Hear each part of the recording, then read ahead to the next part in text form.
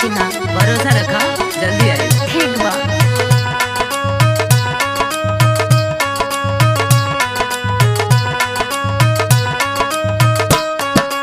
जब जब चमके कारी बिजुरिया, सिहरन होले बदन शरीरिया हो, सिहरन होले बदन शरीरिया। हमके भावै ना घरवा अंगनवा, सेज पे मदनवा बेधैना।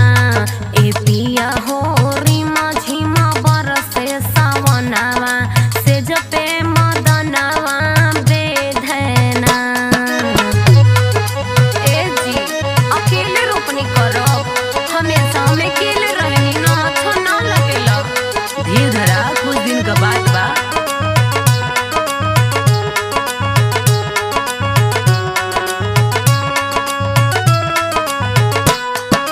मिल के करब धान के रोपनिया, झुलुआ तोह के झूलैबे सजनिया हो, झुलुआ तोह के झूलैबे सजनिया। पूरा होई है तोरा रमनवा, अब की सवनवा में अइबना। धनी हो धीर धरा कुछ दिनवा, अब की सवनवा में अइबना। अरे पगली समझा कर, अगर पैसा रहेगा तभी तो सब कुछ होएगा ना, थोड़ी दिन की बात है।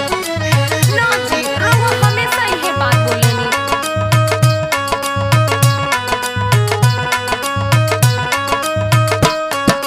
एही सावनय सरान धरावा, जल्दी अपन टिकट कटावा हो, जल्दी अपन टिकट कटावा।